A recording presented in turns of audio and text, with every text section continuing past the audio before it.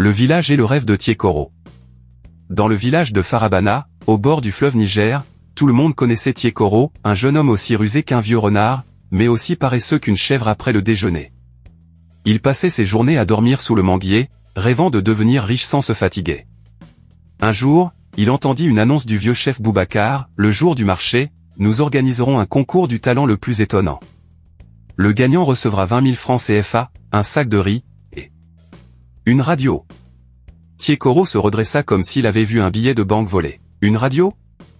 Avec ça, je pourrais écouter les matchs et draguer les filles de Bamako. Il me faut ce prix.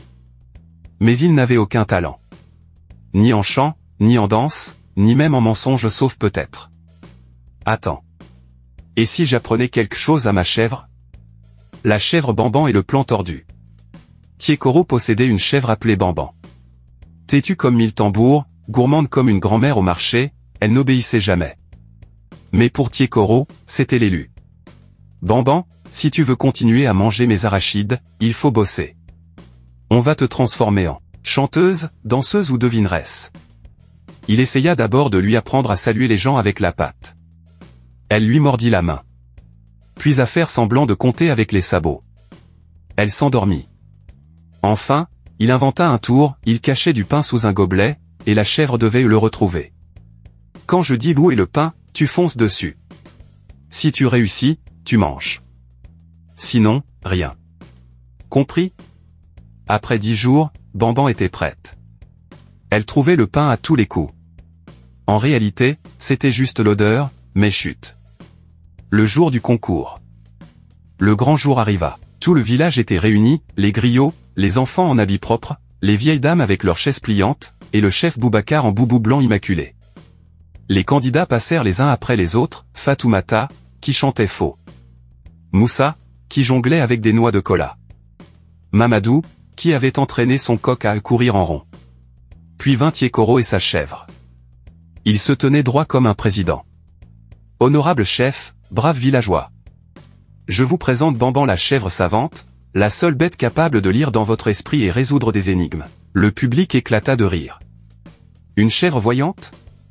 Et pourquoi pas une poule banquière aussi? Mais Tiekoro garda son sérieux. Il posa 3 gobelets, cacha le pain sous l'un d'eux, tourna les gobelets.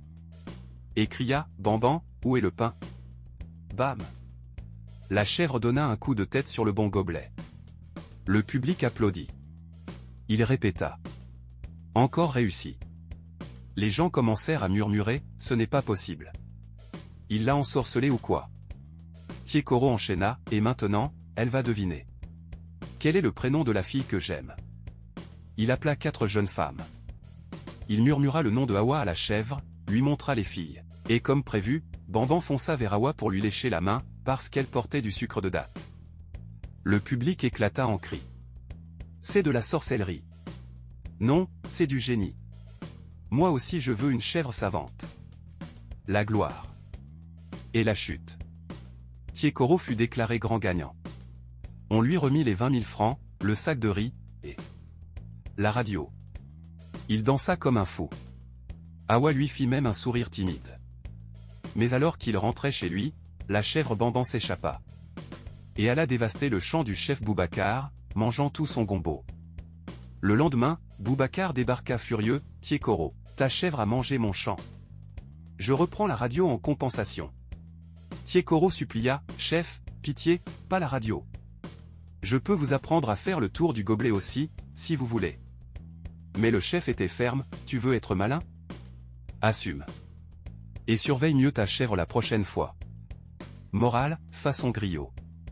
Et depuis ce jour, Tiekoro garda son argent, perdit sa radio, et prit un chien pour surveiller la chèvre.